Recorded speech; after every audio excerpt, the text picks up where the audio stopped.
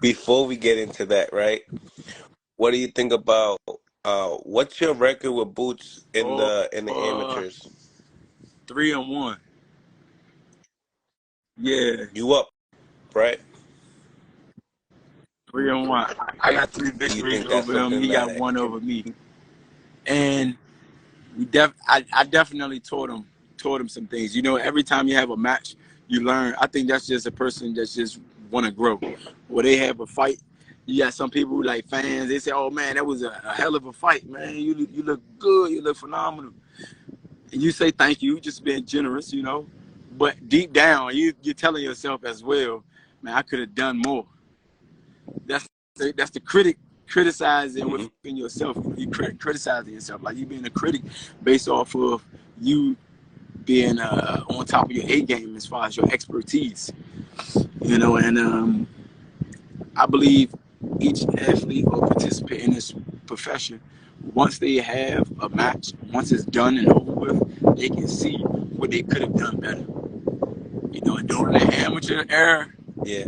I know that I was one of those ones that was in his path that he experienced some type of gainage. Like I learned from this. I learned from this because nobody in the sport of boxing is bringing what I'm bringing. You know, as far as my output, punch selection, you know, how I think and stuff like that, creativity, my tenacity and stuff like that. I can change it up. You know, a lot of people just used to seeing me walking forward, you know, pressuring a person, or even just dominating.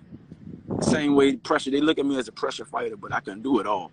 It's just the near fact of, do you really have to bring all of your tools out of your tool bag, or do you bring out what's needed for the problem? Mm, mm. Don't leave any tools Basically. in the car. Is what you're saying? Bring it. Got you. Got you. It seems to me he's very avoided at the welterweight division. I know that he was obviously waiting for Spencer Definitely. Crawford to get it on and stuff like that. Is that something that you would like to entertain Ooh, at yeah. I 47? told him. I told him a while back, even our amateur career. I'm gonna tell you a secret. Me and his coach, me and Javon Boots Ennis, we said professionally, take care of your career, harness your career, and dive into an investment as far as investing into your craft, because you're soon to be a phenomenon. The talent that you got, the raw talent that you got, won't catapult you up there. It was known back then. And I said, I will see you in the pros. I told him this. We told each other this. I said, we will see you in the pros. But it's gonna be for that mega dollar stuff. Like we're gonna be like some prize fighters type of matchups. Like I'm telling you, it's gonna be mega. So just save yourself. Make sure that you're moving correctly in your career. Don't take no stupid chances. Yeah, Right. Don't take no last minute stupid fights. chances. And we gonna set up our own history, man. We're gonna paint our own history type of thing.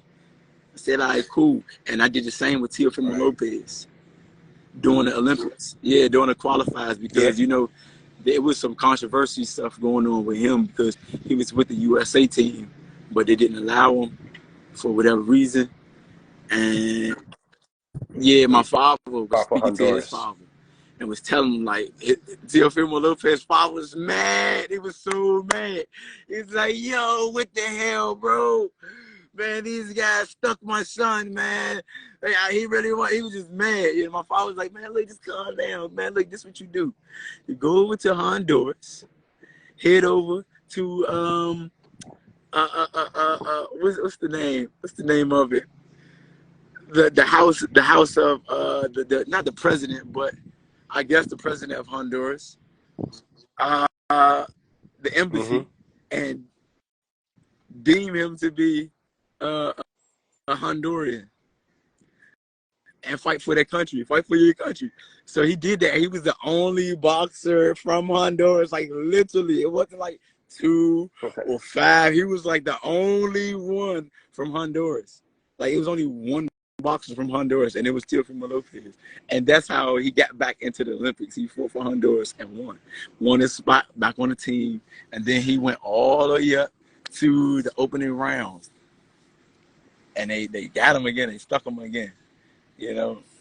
But it comes with the sport, you know. Roy Jones, he fought in the Olympics, and they did him dirty as well, you know. So it's always been there, but The list goes on. it's either gonna make or break you, you know.